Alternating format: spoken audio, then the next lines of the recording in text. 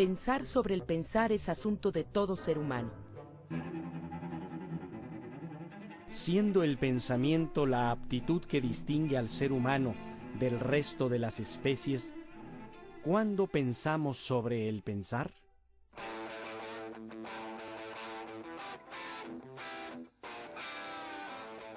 Primera jornada del pensamiento triádico. Dedicada al editor Urso Silva.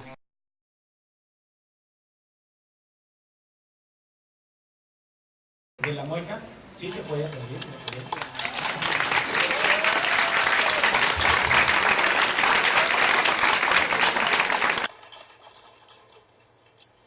Y en esta jornada además contar con el privilegio de que también participen varios de sus discípulos, gente muy querida de la Escuela de Filosofía de aquellos años 70, gente que ha permanecido cercana a la obra del maestro Severo Iglesias, así como algunos otros colados, como yo, por ejemplo, que también haré alguna exposición durante las jornadas. Hablaremos de arte, de cultura.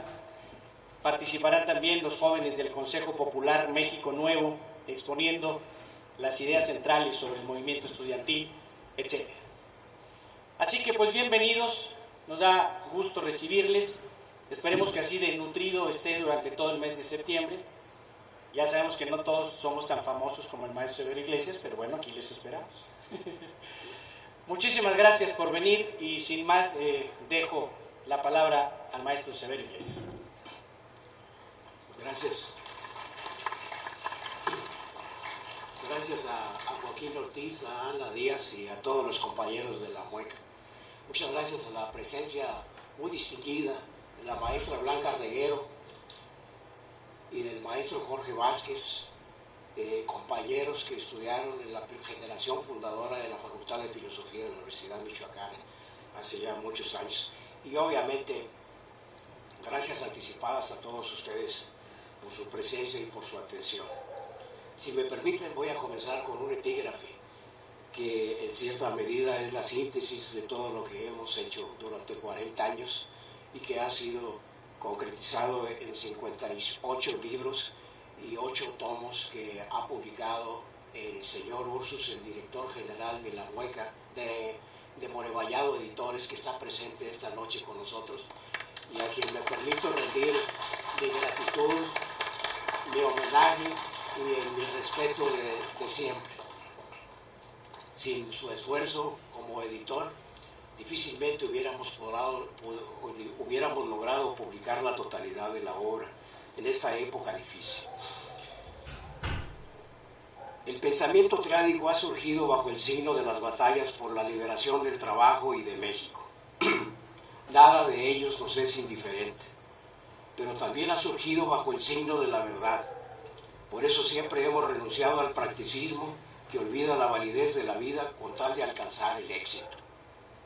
Por otra parte, la humanidad dio un gran salto durante el siglo XX. Descubrió la teoría de relatividad y la transmutación atómica. Rebasó su vida terrestre e incursionó en el espacio interestelar, a la vez que mostró su disposición depredatoria al atentar contra la vida de nuestro planeta. Por eso, porque han aparecido nuevos retos y nuevas necesidades, el ser humano no puede seguir viviendo en el atorado marco de sus necesidades biológicas elementales. Militancia, verdad y nuevos horizontes son, por tanto, las orientaciones de nuestra brújula. Dicho esto, conviene recordar que nada nace de la nada y que todo tiene un devenir y un principio. Y surge a mi memoria un gran maestro, el maestro Bertrand Russell. En alguna ocasión escribió un hermoso libro que se llama Evolución de mi pensamiento filosófico, y según confesión personal suya decía que lo había escrito porque había cambiado tanto de manera de pensar a lo largo de su vida que había tenido que verlo para ver qué había quedado del principio y qué había logrado al final. No pretendemos igualarnos con el gran maestro de la lógica matemática como fue Bertrand Russell, pero sí queremos decir que efectivamente el devenir es la mejor manera de aprender lo que somos y a dónde vamos. Este es el primer principio que para nosotros es básico en nuestra manera de pensar. Hoy la Mueca convoca, nos permite, nos hace posible que estemos frente a ustedes, lo cual agradecemos de nuevo, tratando de exponer una síntesis de todo ese devenir del pensamiento nuestro a lo largo, como digo, de 40 años. No se trata entonces de algo que tenga un significado eminentemente personal y está muy lejos de la vanidad que acostumbran los intelectuales tener cuando hablan de sí mismos o de su pensamiento. Hablamos a nombre de la responsabilidad que tenemos con México, con el mundo y con el pensamiento universal, y nuestra responsabilidad es con eso, no con nosotros mismos. Pero como todo pensamiento, tiene una razón. En este caso, el pensamiento triádico tiene dos razones fundamentales. Una, la crítica de la ideología, y otra, la concepción crítica del pensamiento, que vamos a tratar de enunciar en términos generales. Nos tocó vivir en la época de los 50s y los 60s, una época en la que prácticamente todo se ideologizaba. Todo en el mundo se trataba alrededor del deshielo socialista que en 1953 había sido posible con la muerte del dictador Stalin, y que sin embargo al mismo tiempo invadía en 1956 a Hungría y en 1968 a Checoslovaquia. No podíamos verdaderamente soportar que hubiera una contradicción en esos términos, y nos llamaba la atención que la ideología pudiera mantener una baraja de dos caras. Esto era parte del inicio de la crisis del pensamiento que nos tocó vivir y que es donde se presenta la triádica. En segundo lugar, había aparecido el socialismo latinoamericano en Cuba. Grandes sectores del mundo, incluso grupos intelectuales muy importantes de Europa, se sintieron muy alentados porque creían que América Latina iba a seguir un rumbo completamente nuevo y que se abría un horizonte distinto.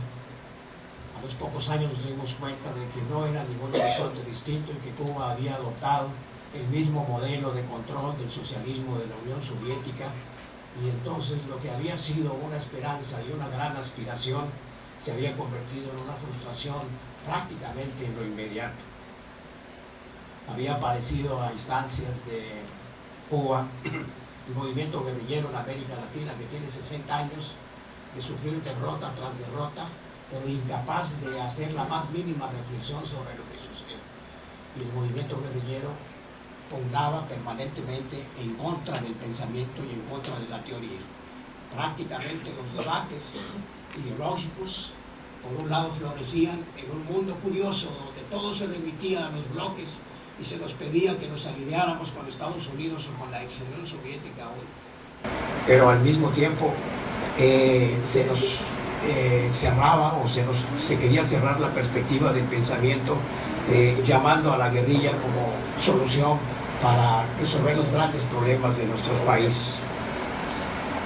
El capitalismo obviamente cobraba una cara guerrerista que tuvo durante todo el siglo XX, después de la Primera y la Segunda Guerra Mundiales, con la Guerra de Corea en 1953, con la Guerra de Vietnam a partir de 1956 hasta 1975, y todos conocemos las guerras ya del siglo XXI en Irak y en Afganistán, patrocinadas por el mismo imperio. Ha aparecido también lo que se llamó el socialismo árabe, que también despertó un entusiasmo extraordinario para el mundo en general, pensando que podían abrirse nuevas líneas ideológicas, nuevas maneras de vida, nuevas formas de organización. También se enfrió y hemos visto cómo ese mundo árabe que fue construido en los 60s se derrumbó hace 2 años. Por otra parte, como lo denunció el maestro Herbert Marcuse, el capitalismo había cobrado un carácter centrípeto extraordinario. Cobró la capacidad de absorber prácticamente todas las tendencias, aún las tendencias más divergentes, podía refuncionalizarlas y ponerlas a su favor. Por eso quienes quienes se oponían al sistema, fuera de manera ideológica o de manera práctica o de manera política o de cualquier manera que fuera, no podían determinar claramente si estaban navegando en contra del sistema o en favor del sistema, porque había cobrado la capacidad de apropiarse de todas las ventajas. Finalmente, la restauración del capitalismo en la Unión Soviética en 1991 indicó que se había abierto la puerta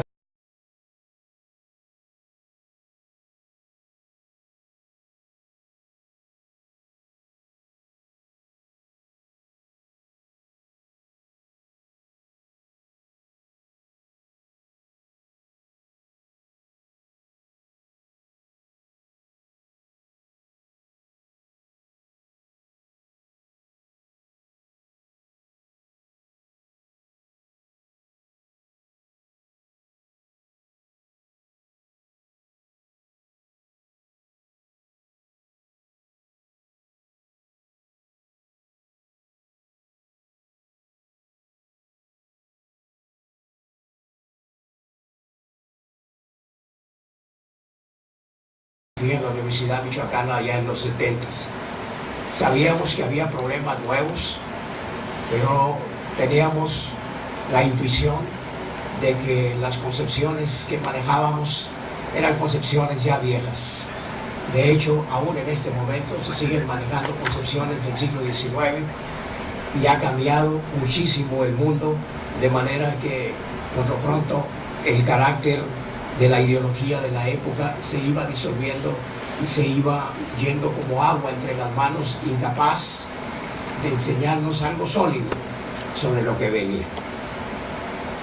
La teoría, por otra parte, decíamos, con el practicismo, el guerrillerismo y otras corrientes, la teoría no tenía mucho aliento en esa época.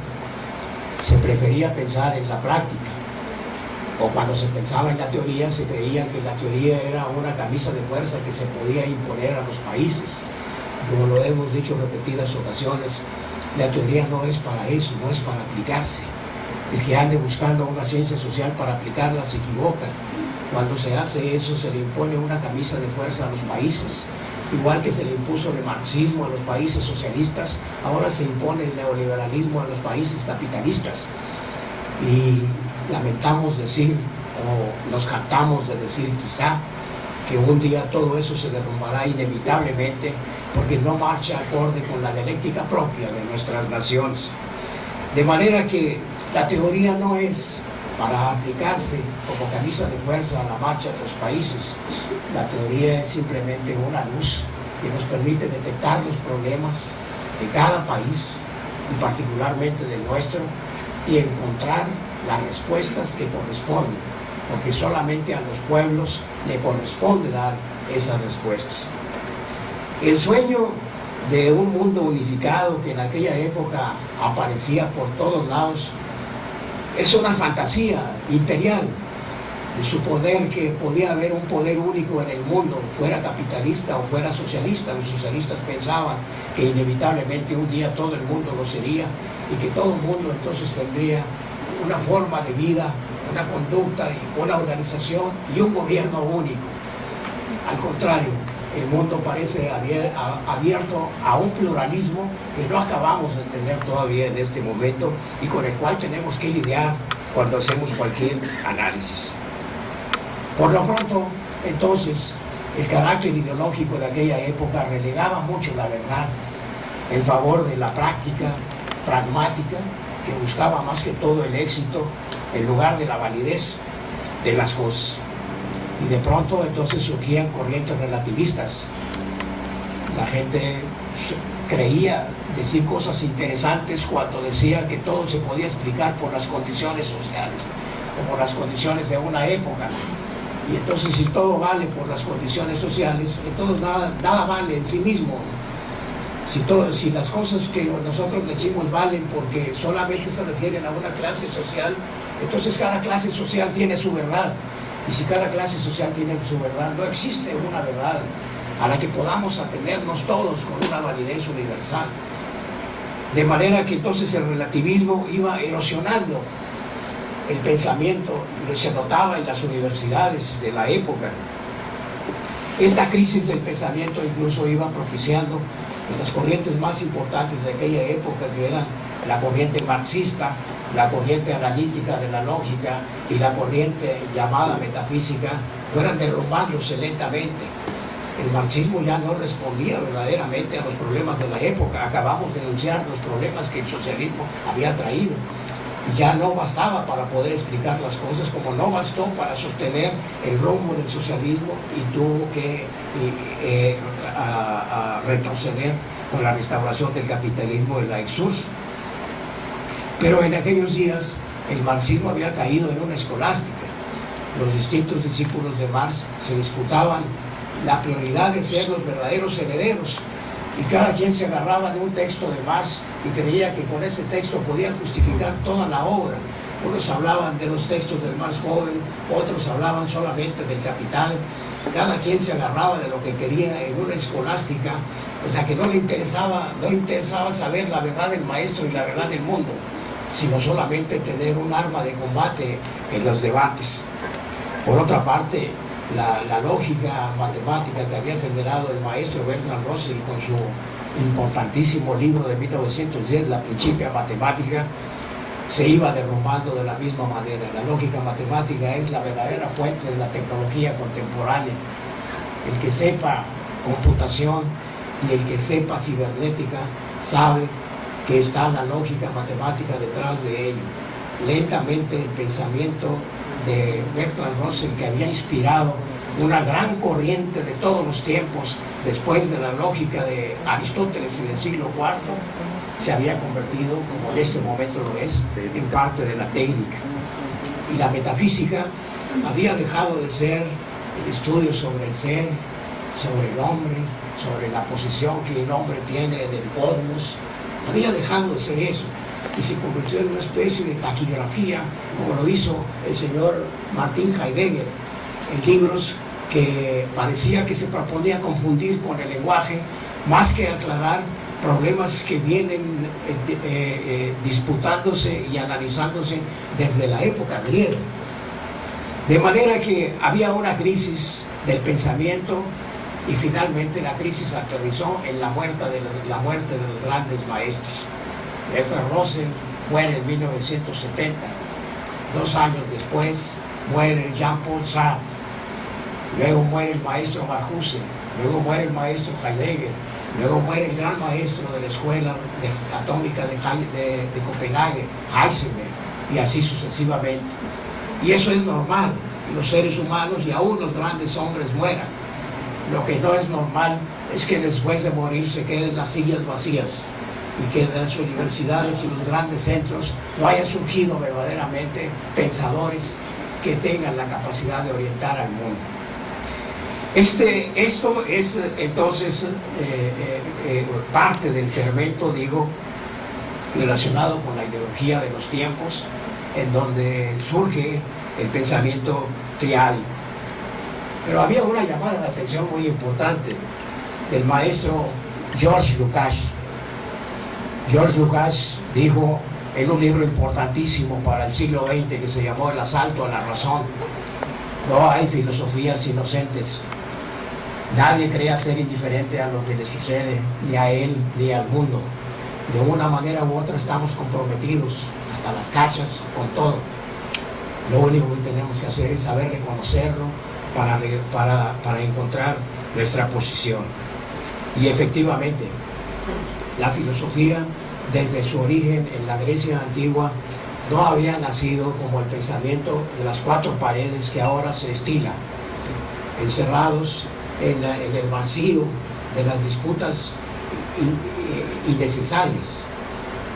Desde los 7 sabios llamados en Grecia, donde se reclutaba gentes como Tales de Mileto, Solón, Bion, Biante y otros, los filósofos habían estado cerca y de manera directa con los políticos. No podemos olvidar que Platón fue un gran político que trató de realizar su famoso estado ideal diseñado en la República con su amigo Dion de Siracusa. No podemos olvidar que el maestro Aristóteles fue el consejero del hombre más importante de aquellos tiempos, Alejandro Magno. No podemos olvidar que Hegel fue el gran maestro del Estado alemán.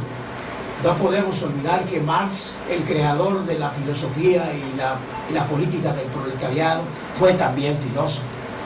En ese sentido, no hay entonces filosofías inocentes y, por supuesto, no hay filosofías escolares. Quien pretenda o quien suponga que la filosofía se hace simplemente en la escuela y que eso es el tamaño o el alcance que debe tener, se equivoca necesariamente. Con ese espíritu, entonces, analizamos la ideología y veíamos entonces que la ideología se nos disolvía en contraposiciones. Y en una época incluso en la que parecía la ideología desaparecer. En 1956, Daniel Bell escribe un libro que, más que profundo, fue un libro que representó un campanazo para el pensamiento mundial. El libro se llamó El fin de las ideologías. No nos tocó ver el fin de las ideologías en aquellos tiempos, nos tocó verlo en esta época. Ahora se habla de la cultura como una suplantación de la ideología. Ahora se habla de la ideología como la técnica de la administración. Ahora se habla de la ideología como la ciencia social que debe guiar las cosas. Pero parece que se teme usar la misma palabra ideología, o parece que se teme hacer una declaración que nos comprometa con la vida social actual o con el mundo actual. De manera que, por un lado, la ideología se iba de la mano, y por otra parte, habíamos podido destacar que figuraba un concepto de ideología escondido que Marx, en alguno de sus textos juveniles, había puesto de manifiesto. Él decía que la ideología no es solamente una forma de conciencia a través de la cual tomamos una posición frente a nuestros problemas, una cosa elemental y común de entender en todos nosotros, sino que la ideología era una forma sistemática de conciencia social, pero una forma sistemática en la cual veíamos las cosas invertidas a como realmente son, y además en la cual ignorábamos las causas de su formación. Y entonces el problema era, ¿de qué estamos entonces hablando? Por un lado, la ideología se nos va de la mano, y por otra parte la ideología parece ser el arte del engaño. Y efectivamente la crítica de la ideología nos condujo a la necesidad de pensar en la elaboración de un pensamiento universal que pudiera tener validez superior a los grupos o validez superior a las ideologías parciales. De otro modo, pensábamos en aquellos tiempos y pensamos ahora, la acción es ciega, y una acción ciega lo único que puede hacer es dar palos de ciego. La única manera de avanzar entonces era poder tocar fondo, llegando a sentar las bases de un pensamiento que pudiera tener una validez universal. La otra razón, decíamos, del pensamiento crítico es la crítica, del pensamiento triádico, perdón, es la crítica. La crítica se dice muy fácil. En los 60 se usó mucho, los estudiantes la usamos mucho en aquella época del 68, los profesores la usaron mucho. Todavía he oído a muchos profesores normalistas que usan la palabra crítica, pero usan la palabra crítica como la impugnación, como el arte de disparar contra lo que no queremos, contra lo que queremos negar, contra lo que es injusto, contra lo que queremos cambiar. Y no es que sea injusto querer cambiar el mundo actual. El problema es que cuando nosotros reducimos la crítica a la mera impugnación, entonces acabamos por convertirnos en lo contrario, en la anticrítica.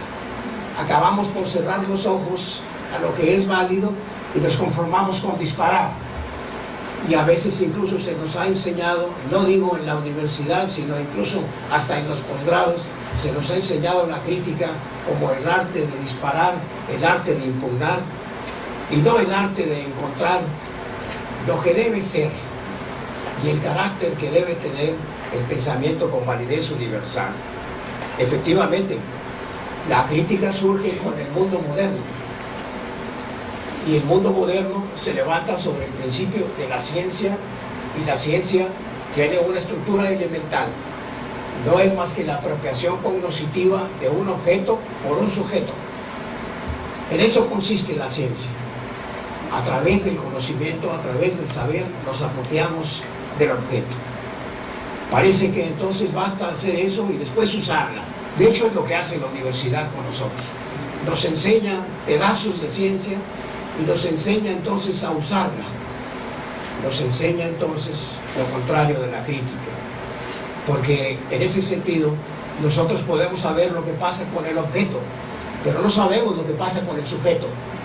Entonces, por un lado, iluminamos el objeto, y ahí está el gran maestro Galileo, y ahí está el gran maestro Newton, y Einstein, y todos los grandes científicos, pero al mismo tiempo dejamos en la oscuridad al sujeto.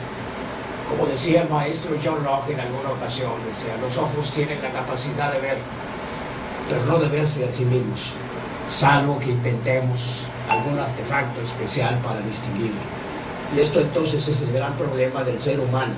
El ser humano puede conocer por cualquier cosa, pero eso no significa que se conozca necesariamente a sí mismo por a través del conocimiento de las cosas. Kant se da cuenta del problema, el gran maestro Kant se da cuenta del problema.